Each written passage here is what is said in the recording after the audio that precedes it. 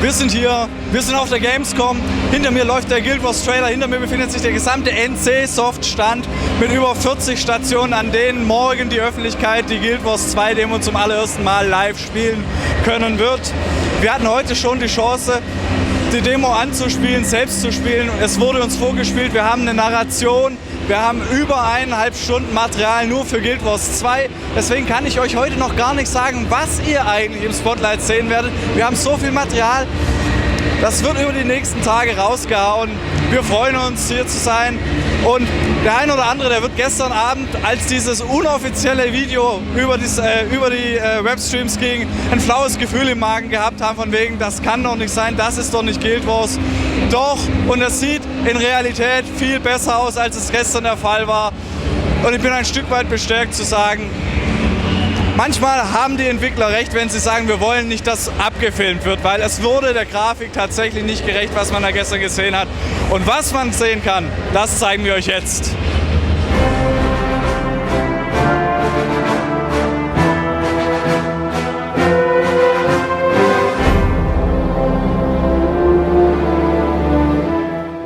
Jump into our Charr experience, which is kind of a mid-level experience.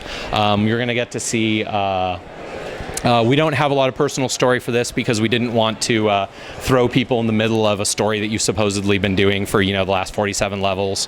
It would be kind of confusing, and so we have a quick demo story that will take you around the world. Instead, we're going to let you see a little bit of warrior gameplay, and we're going to let you see a little bit of what it's like to have kind of that full skill bar and what it's like to experience some higher level content. So this is a kind of a cool thing. Since it's night, those weapons are ghostly weapons and they actually glow during the night. During the day, they don't glow. So one of the things that we'd like to try to do with our weapons and make them very visually cool, we've got weapons that glow when enemies are nearby. We've got icy weapons that break apart occasionally and do a bunch of ice damage, and then they reform really quickly. We've got kind of clockwork weapons that are concealable. When you draw them, they kind of expand and collapse, that sort of thing. So we wanted the weapons to have a lot of character as well. So you'll note Matthew's got a bunch of bow skills. I don't know if you want to fire one of those off in the show. So he's got bow skills. The warrior with a bow is a really competent ranged attacker. He's got good damage, and he's, it's not just for pulling. He's actually got a lot of good skills on that. If you want to kind of change your capabilities, you can just change weapons. Go ahead and change weapons. You notice as he changed weapons, his first 5 skills changed, and now he's a range damage dealer. He's wielding 2 axes, and so what he can do changes dramatically based on what weapon you've got in your hands. Where are we going to go now? Matthew right now is communicating with the people to try to find out where events are going on. Okay, so we're going to go down to Dragon Watch.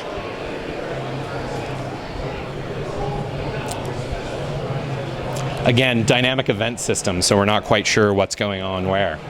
Okay, so this event is actually a fighting pit event. So the Charr like to train. The Charr have a lot of Roman influence, and so they bring that, kind of gladiatorial pit thing.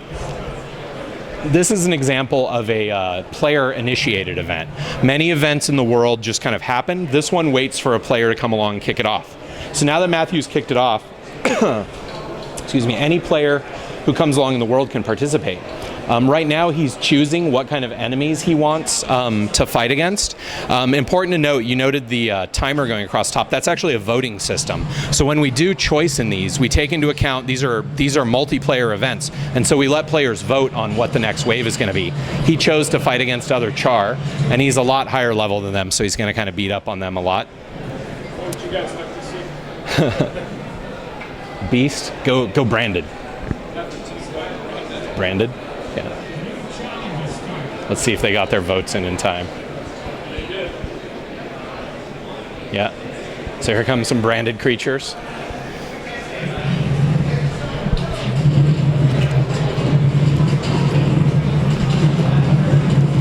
So you notice he's got a lot of AoE damage there on his bow. And the guys were really clumped up. Yeah.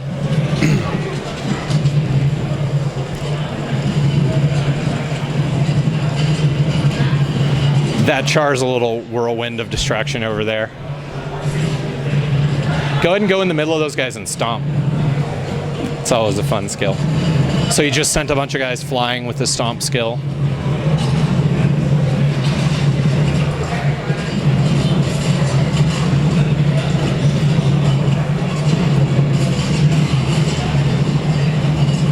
So you notice right there, that's actually a warrior comboing with doing a cross profession combo with an elementalist. He was using whirling axe through a firewall, and you see he was spitting fireballs out.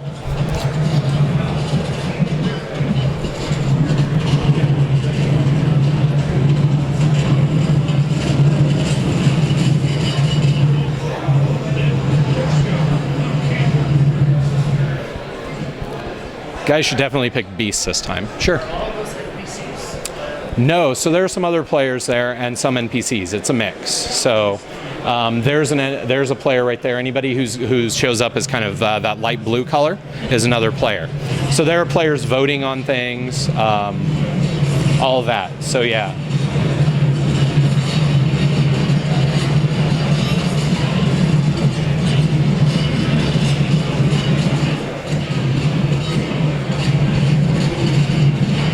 Yeah, that was one of the reasons why we have our group playing from home. We have about 150 to 200 people playing right now with everyone here at Gamescom because we just wanted to show you what it's like to play with a bunch of other players, what it's going to be like when the game releases and you've got a big group of players in the map.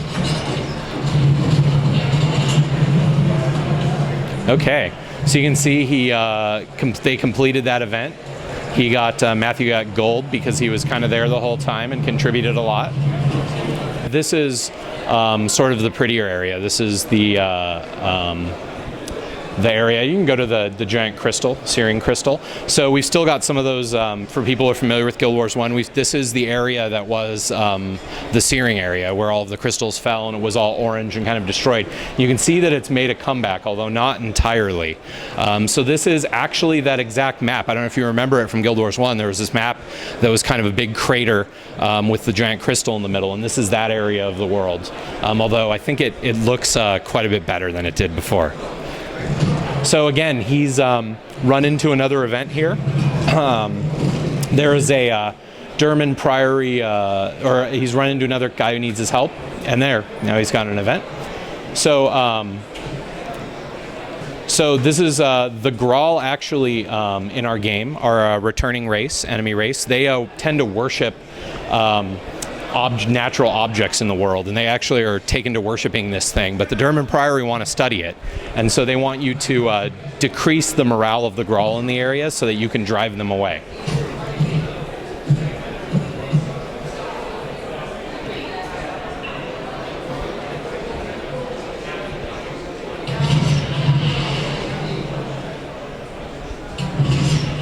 Oh, you missed with that one.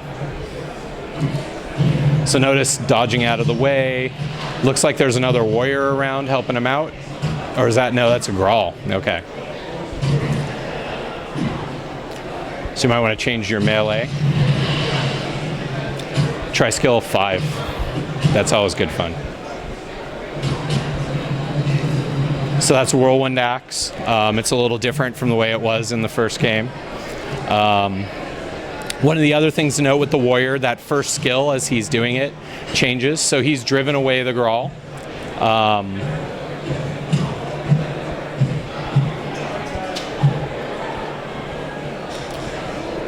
Again, event succeeded and he's helped the scholar.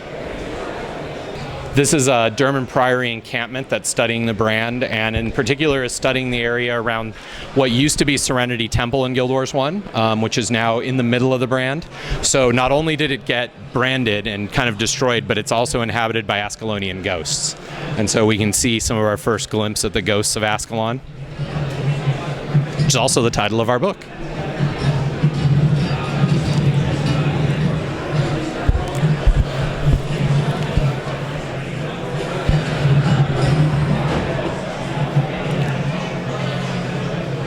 So you notice there are a lot of other players in this area. There's the old statue of Duena that used to be there. It's sort of worse for wear. You can you go up and examine it, or is it not? That's being problematic. Okay.